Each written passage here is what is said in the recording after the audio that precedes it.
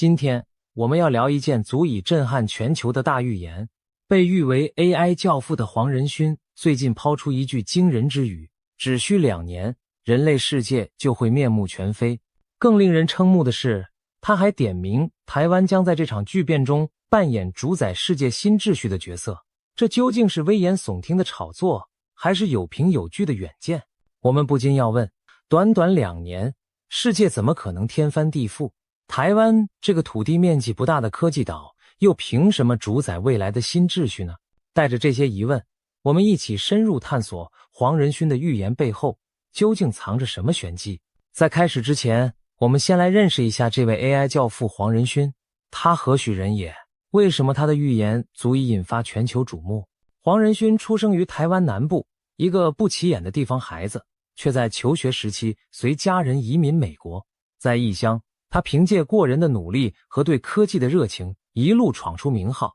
30多年前，也就是1993年，他与友人在美国硅谷创办了一家名为 NVIDIA 辉达的公司。当时的 NVIDIA 只是一间不起眼的小公司，专注于研发电脑的图形晶片，主要用于游戏显卡。但黄仁勋的眼光远远不止于此。90年代的科技圈还没有多少人意识到图形晶片的潜力，大多数人只把它当成电脑玩游戏或绘图用的附属硬体。然而，黄仁勋却大胆预见，图形晶片 GPU 有朝一日能承担更艰巨的任务，甚至改变计算模式。他相信未来的计算不仅仅依赖传统的中央处理器 CPU， 还需要 GPU 这种平行处理的强大工具。这在当时听起来近乎天方夜谭，毕竟 CPU 才是电脑的大脑，而 GPU 只不过是辅助绘图的小帮手。但黄仁勋坚持自己的预测，带领团队持续投入 GPU 的研发，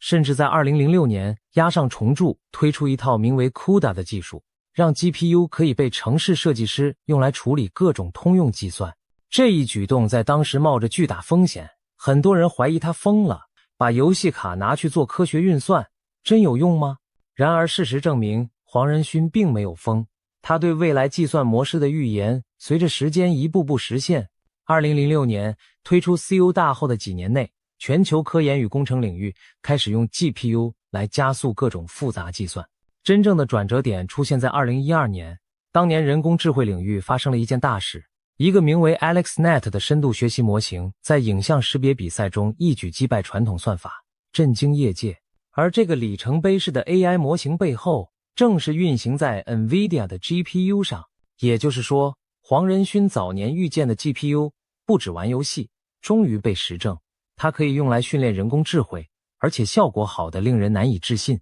随着深度学习革命的兴起， GPU 变成了 AI 时代最核心的计算引擎之一。黄仁勋可以说是言中未来，一手打造了 AI 浪潮的引擎室。此后10年间，人工智慧从实验室走向日常生活，语音助理、影像辨识、自驾车等等，都离不开强大的 GPU 算力支撑。而 NVIDIA 也从一间游戏晶片公司摇身一变，成为人工智慧时代的引擎供应商，市值节节攀升，成为全球半导体业的巨擘之一。这背后离不开黄仁勋的远见与坚持。他多年前赌对了方向，把公司带上了 AI 高速公路。回顾黄仁勋过去的几次重大判断，几乎每一次都精准踩在时代的转折点上。他仿佛对科技趋势有种敏锐的嗅觉，总能提前嗅到未来的气息。例如，他很早就看穿传统摩尔定律速度放缓的趋势，大胆宣称加速运算将取代线性提升的 CPU 性能，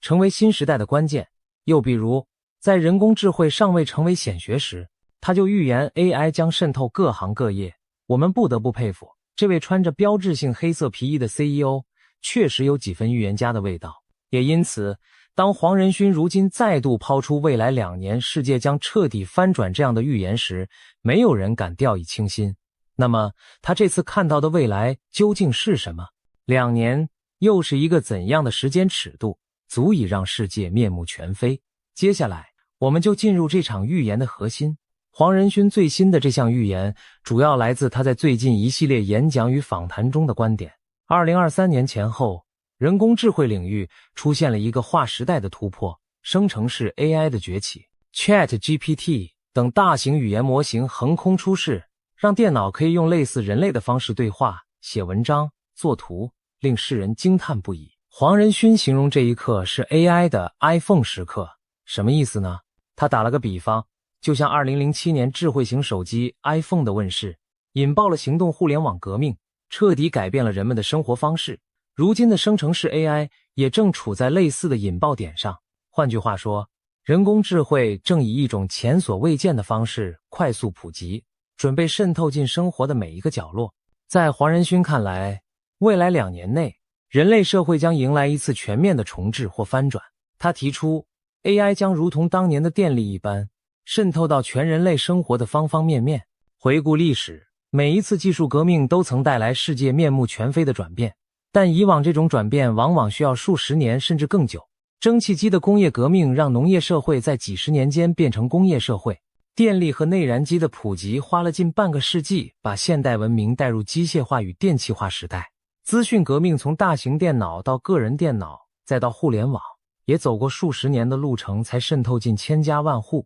然而这一次 AI 革命的步伐明显快得多，从2012年深度学习崛起算起，不过短短10余年，我们已看到 AI 在众多领域展现威力，而未来2年更被视为关键的加速器。有专家形容，目前我们正处于技术发展的拐点上，之后的创新将呈指数级喷发。黄仁勋的断言之所以引起震撼，也正是因为它蕴含着一种紧迫感，留给我们适应和准备的时间可能比想象中少得多。2年，也许真的足够让整个世界的运转逻辑重组一次。想想看，电的发明让世界从黑暗走向光明，彻底改造了工业与日常。而现在，人工智慧扮演的角色，就好比新时代的电力，将为各行各业带来天翻地覆的变化。黄仁勋甚至断言，每个人现在都能成为电脑工程师，只要对着电脑说话，他就能明白你的意图。这番话听起来匪夷所思，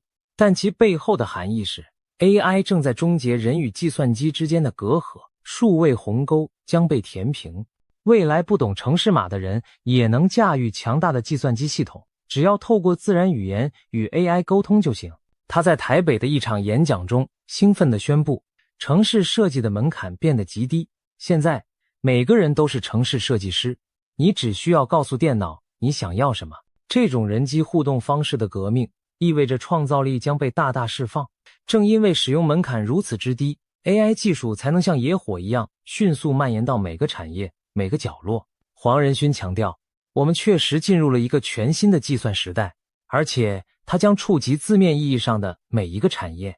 短短2年听起来很疯狂，但黄仁勋相信，由于生成式 AI 易用且强大，未来24个月内各种应用会雨后春笋般涌现，人类的工作、生活、娱乐形态都将被彻底改写。这并非危言耸听，想一想，在 ChatGPT 问世不到1年内，我们已经看到无数行业开始尝试把 AI 融入流程，从办公软体自动撰写电子邮件、总结会议记录，到设计软体利用 AI 绘制草图，再到客服系统由 AI 机器人及时回答问题。这些过去只存在于科幻情节的场景，如今正在成为现实的一部分。黄仁勋的预言正是基于这股肉眼可见的加速度趋势。那么 AI 究竟将如何重塑我们的工作方式、日常生活和娱乐体验？接下来我们就从这3个面向一一展望这场巨变的具体图景。我们先来看工作领域将如何翻天覆地。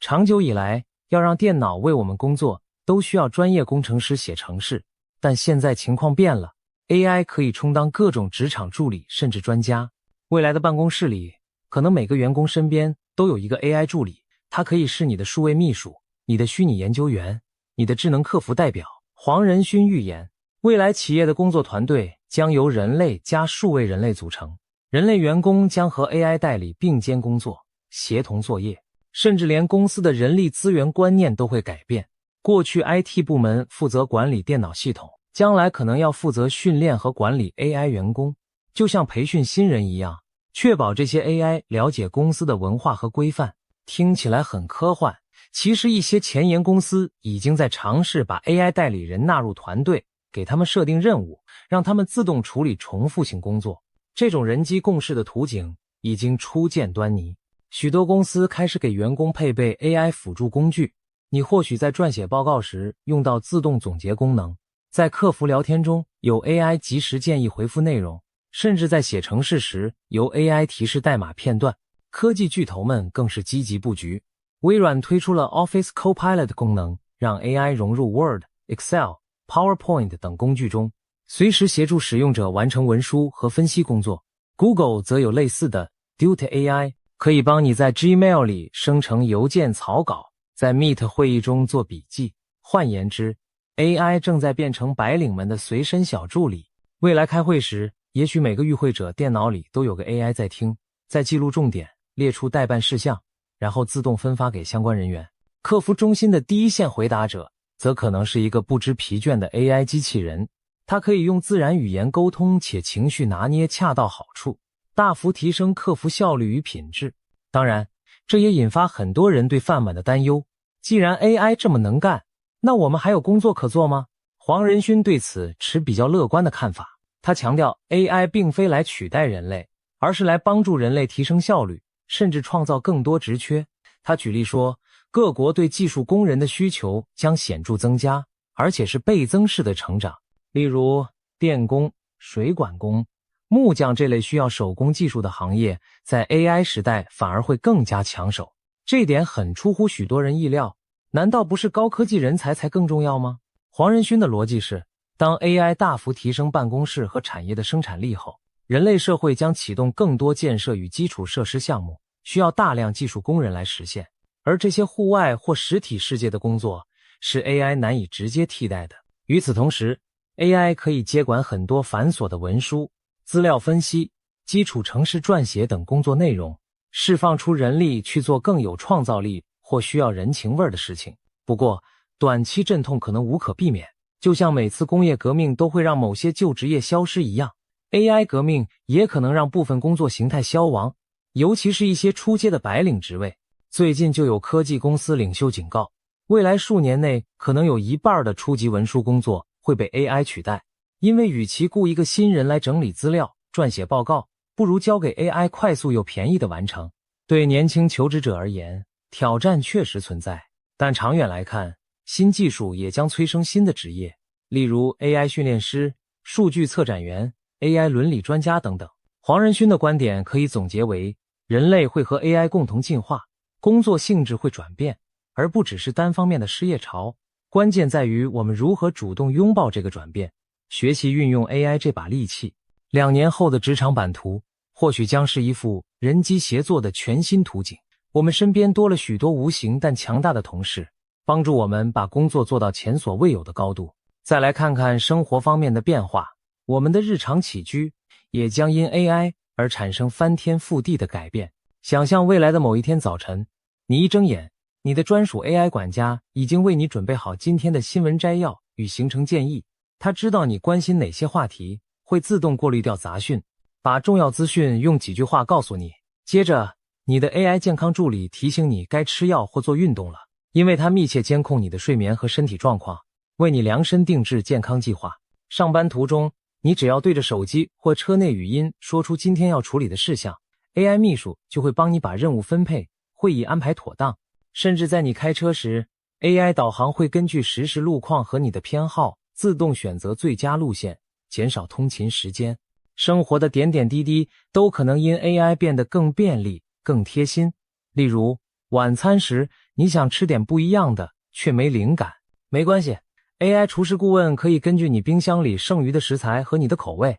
在几秒钟内生成几道创意食谱，并一步步语音指导你下厨。教育方面，孩子们的学习将更加个性化， AI 家教会随时待命，解答他们的问题，甚至主动为他们设计有趣的学习任务，因材施教，让每个孩子都能按照自己的步调前进。对成年人而言，终身学习也变得更轻松愉快。 AI 教练可以教你一门新语言，指导你练瑜伽，甚至陪你练习简报演讲，而这一切只需要你对着设备说出请求即可。 AI 还可能成为人们的心灵伙伴，近年已有人尝试与聊天机器人倾诉心事，疏解情绪，未来这种现象或将普及。想象一下，当你感到压力或寂寞时，你的 AI 伙伴随时在线，用温暖的语气开导你，甚至给出心理咨询般的建议。对独居的长者而言， AI 陪伴型机器人能提醒他们按时服药，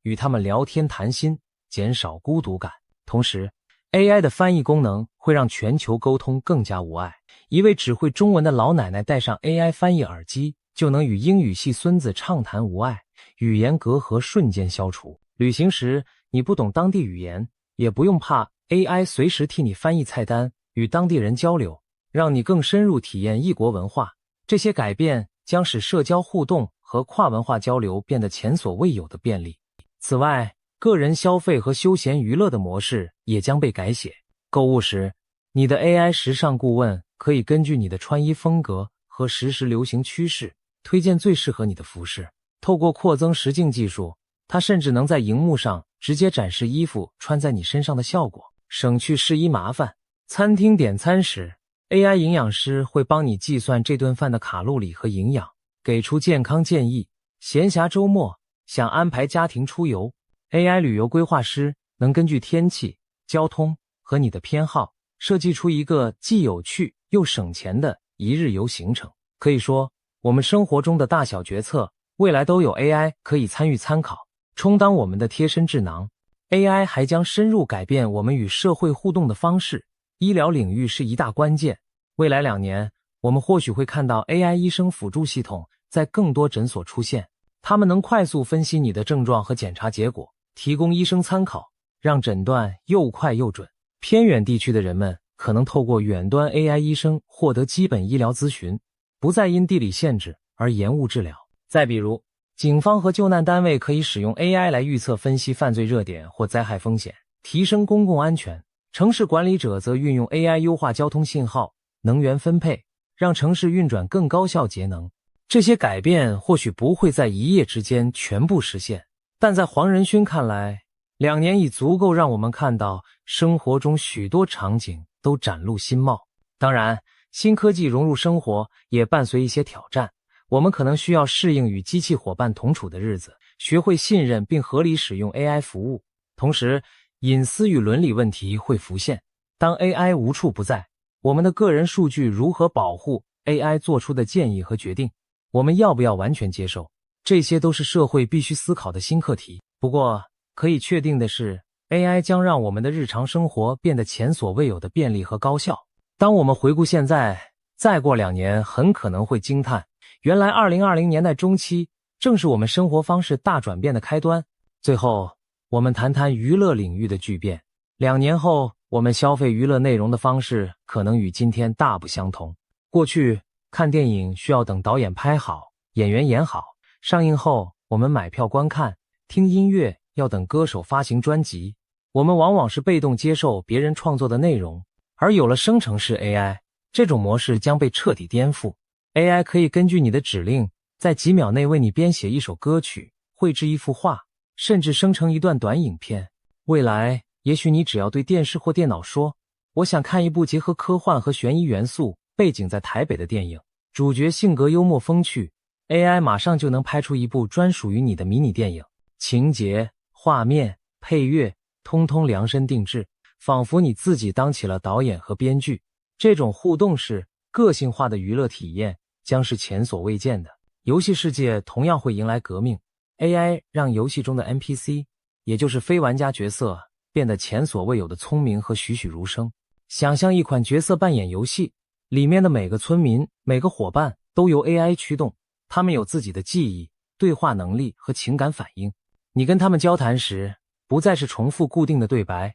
而是如同和真人对话般千变万化，这将使游戏体验变得更沉浸、更逼真。此外，游戏开发者也能利用 AI 快速创造庞大的世界和关卡。过去需要美工团队花数月设计的场景， AI 或许几天就生成好了。结果就是，游戏内容将更加丰富多元，更新速度大大加快，玩家永远都有新鲜感。值得一提的是， AI 还可能颠覆我们对明星与创作者的定义，虚拟偶像和 AI 明星或将大行其道。现在已经有全息投影的虚拟歌手举办演唱会， AI 合成的网红在社群媒体上吸粉无数。未来，全然由 AI 打造的明星可能占据娱乐版面，他们有完美的形象，24小时不知疲倦地产出新内容，粉丝甚至可以和他们1对1互动，得到专属体验。人类艺人将面临前所未有的竞争与挑战，但另一方面，人类与 AI 也可以合作创作出前所未见的艺术。音乐领域， AI 能模仿经典歌手的嗓音演唱新歌，让已故的传奇歌手仿佛重生现唱。电影方面，导演可以利用 AI 将脑海中的奇幻场景直接可视化，大幅解放想象力。也许不久的将来，我们会看到由人类和 AI 共同挂名导演、共同作曲的作品，创意火花碰撞出全新流派。观众的角色也在变化，由于娱乐形式更加互动，未来的粉丝可能同时也是创作者，他可以参与自己偶像演唱会虚拟舞台的设计，或者为剧情走向提供点子。AI 则将这些点子实现出来，娱乐消费将变得更像双向交流，而非单向接受。当然，在享受便利与精彩的同时，我们也必须保持判断力。AI 合成的影像和声音可以以假乱真，我们需要新的媒体素养来分辨真实与虚构。而当演艺圈充斥大量 AI 产出内容时，审美和价值观或许也会随之演变。我们将重新思考什么才是原创，什么才是艺术的价值。这些问题的答案可能要在 AI 娱乐时代中重新定义了。对传统的影音产业来说， AI 既是利器也是挑战。利器在于创作者可以把 AI 当成助手，大幅节省制作时间和成本。比如编剧遇到瓶颈时，让 AI 帮忙脑力激荡情节；音乐制作人可以用 AI 试验各种曲风的混搭；小型工作室甚至个人都能用 AI 完成过去只有大公司才办到的特效制作。然而，挑战在于，当 AI 可以自主生成内容后，版权、产权将变得复杂难辨。同时，品质鱼龙混杂的大量 AI 生成内容充斥，如何分辨真伪和优劣？身为影像技术也令人忧心，它可以把某人的脸无缝套用到影片中，如果被用于不当用途，可能引发信任危机。社会将需要新的规范和工具来应对 AI 娱乐时代的种种议题。整体而言，娱乐将变得更民主且更多样化，每个人都可以是创作者，也可以获得极度个性化的娱乐内容。对观众而言，选择前所未有的丰富；对创作者而言，想象力可以借助 AI 飞翔。或许2年后，我们回头看今天的影视圈，会觉得它有点单调刻板，就像从黑白电视跨越到 VR 虚拟实境那样，巨大的鸿沟正由 AI 来跨越。黄仁勋的预言在娱乐产业同样适用，一场内容创作与消费方式的全面重置正在悄然酝酿。说了这么多 AI 如何翻转世界，那黄仁勋为何特别提到台湾将主宰世界新秩序呢？答案就在于支撑这场 AI 革命的关键能量晶片。所有那些聪明强大的 AI 模型，从 ChatGPT 到各种 AI 助理、AI 绘图工具，背后都需要海量的运算来驱动。而提供这股算力的，正是成千上万颗先进的半导体晶片，特别是 GPU 等 AI 加速晶片。现今全球能制造最先进晶片的地方寥寥无几，而台湾就是当之无愧的领头羊。台湾拥有全球最顶尖的晶圆代工厂台积电，它能生产出世界上性能最强、密度最高的晶片 NVIDIA。所有最新一代的 AI 晶片几乎清一色都要靠台积电代工制造。不仅如此，台湾还有完整的电子产业供应链。在 AI 伺服器、超级电脑的生产组装上，台湾的科技公司也是主力。例如，组装数据中心、伺服器的广达、伟创，生产高阶主机板和零组件的华硕、技嘉，电子代工巨头鸿海等等，无数台湾企业共同构筑了 AI 时代的硬体基石。可以这么说，当 AI 浪潮在全球奔涌时，台湾就站在浪潮之下托举着整个舞台。有业界人士形容，台湾之于 AI 时代，犹如中东之于石油时代，拥有不可或缺的关键资源。因此，在 AI 所引领的新世界秩序中，台湾自然处于举足轻重的地位。黄仁勋深知这一点，他直言，台湾正处于这场变革的中心。值得一提的是，黄仁勋在那次演讲尾声还透过投影展示了9个与真人等高的机器人模型，预言机器人将是下一波 AI 应用的产物，而台湾会创造出能行走的电脑，也就是真正会行走的智慧机器人。这番话既是对台湾研发实力的极大信心，也引来全场热烈掌声。这股庞大的需求也正在将台湾的产能推向极限。据业界预估，未来数年 AI 晶片需求将持续暴增，先进制程产能甚至还没开出就已被客户预定一空。台积电为此积极扩产，投入巨资兴建新的晶圆厂，如在台湾南部和美国亚利桑那州打造先进制程基地，以满足来自 NVIDIA 等公司的海量订单。有分析指出，人工智慧热潮至少将延续到2027年，台积电每年的资本支出都将创新高，以保持技术和产能领先。从某种角度看，黄仁勋的预言已经在资本市场和产业趋势中得到印证。辉达的市值在2023年飙破1兆美元大关，一跃成为全球市值最高的半导体公司之一。而台积电凭借 AI 订单逆风成长，更巩固了其护国神山的地位。台湾在 AI 版图中的关键角色，还意味着其地缘政治价值的提升。过去或许很少，一般民众会关注一座小岛的晶片工厂，但如今台积电和台湾的名字频频出现在国际新闻头条。各国领袖会见时谈论晶片供应，国际组织讨论科技供应链安全，都绕不开对台湾半导体的依赖。可以说，在 AI 为核心的新秩序里，科技实力和供应链控制力成为国力的新指标，而台湾恰好握有这把钥匙。黄仁勋的观点正是点出了这个现实。未来几年，环顾全球，有能力驱动 AI 浪潮的关键齿轮，台湾就是其中之一，而且不可或缺。黄仁勋自己与台湾的渊源，更验证了这段话的分量。他身为台湾裔创立的 NVIDIA， 从早期起就和台积电紧密合作。传奇一幕发生在30多年前，那时 NVIDIA 刚成立没多久，还是一家小新创，而台积电也才创立不到10年。黄仁勋斗胆写信给台积电创办人张忠谋，表达合作意愿。没想到张忠谋亲自回了一通电话给他，邀请他飞回台湾参观台积电的晶圆厂。就这样，两家公司开启了数十年的深度合作关系。一位是晶片设计的天才，另一位是制造工艺的大师。 NVIDIA 与台积电相互成就，共同登上了世界舞台。直到今天，黄仁勋仍感念在心。他曾公开致谢，没有台积电就没有今天的辉达。在2025年一次台积电的活动上，他甚至用中文高喊：谁爱台积，我爱台积。感谢这家台湾公司帮他盖起了 NVIDIA 的庞大帝国，并称赞台积电员工是台湾的骄傲，世界的骄傲。不仅是台积电，黄仁勋对整个台湾产业界都给予高度肯定。2024年台北国际电脑展上，黄仁勋发表演讲时特地播放了一段由 AI 制作的影片，向台湾致谢。影片开头就说：台湾帮助我们实现了一个愿景。画面随后展示了台湾众多科技公司的标志和面孔，从华硕、红旗这些 PC 大厂，到鸿海、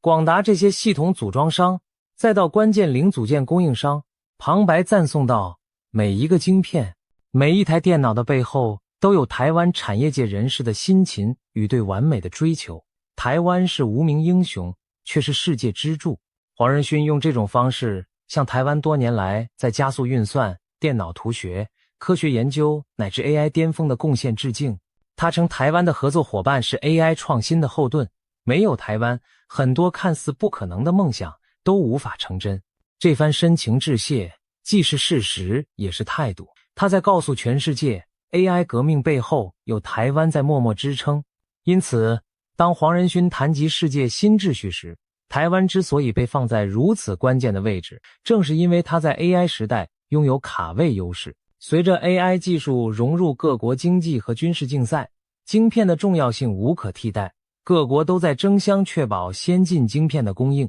美国制定了晶片法案，大力投资本土半导体，中国不惜砸下重金，试图追赶先进制程，欧洲也想重振自身的晶片产业。然而，在可见的未来，台积电领衔的台湾晶片实力仍难以撼动，这使得台湾成为各强权竞相拉拢的对象，也形成所谓龟盾效应。世界各国都不愿台海发生动荡，因为那将严重冲击全球科技命脉。台湾手握的不只是晶片，更是未来几年全球科技与经济秩序的一把钥匙。黄仁勋的预言勾勒出一幅壮阔的图景。2年之内，人工智慧让世界改头换面，台湾因其技术优势站上风暴之巅，引领新的秩序。这听起来仿佛未来小说般，令人血脉奔张。但回头细想，我们当下正处于这场巨变的开端。在短短几年里，我们已亲历了 AI 从实验室走入寻常百姓家的过程，并见证台湾晶片从幕后走向台前，成为全球关注的焦点。未来2年或许会比我们想象的还要精彩，还要戏剧化。然而，预言归预言，真正到来的未来可能有各种变数。AI 大潮固然势不可挡，但我们人类依然掌握着方向盘。我们可以决定如何使用 AI， 如何规范 AI， 使其造福社会，而非失控伤人。同样地，台湾在新秩序中的地位也取决于能否持续保持技术领先，并深化国际合作。机遇从来伴随挑战，身处关键枢纽的同时，台湾需要在技术创新上不断突破，也要在瞬息万变的国际局势中审慎前行，才能真正把优势转化为长久的领导力。有些人担心 AI 会让人类失去价值，但回顾历史，每当新技术出现，人类总能找到新的舞台，展现独有的才能。AI 能计算，能模仿，能执行千百任务，但它没有人的情感、道德与创意火花。未来的社会或许将由人类智慧加人工智慧共同驱动。我们将更专注于富有创造力和人性光辉的工作，把重复琐碎的部分交给机器处理。从这个角度看， AI 并非人类的对手，而更像人类进化路上的一种助力，激发我们去拓展知识边界，反思自身优势。只要我们善加引导， AI 可以成为人类文明的新工具，而不是文明的终结者。无论如何，可以确定的是，我们正站在历史转折点的门槛上。想象未来某天回顾现在，我们也许会感叹，2020年代中期正是新旧秩序交替的关键时刻。在这场巨变中，每个国家、每个产业、每个人都将受到影响，而胜出的将是那些善于拥抱变革者。台湾已经凭借实力占得了先机，至于能否主宰未来的新秩序，就让时间给出答案吧。对于你我而言，与其畏惧，不如趁着这股 AI 浪潮学习新技能，适应新工具，在变局中找到自己的定位。2年转瞬即逝，当尘埃落定之时，我们将共同见证黄仁勋所说的世界巨变是否成真，以及人类又将书写出怎样崭新的篇章。准备好了吗？未来已悄然开启。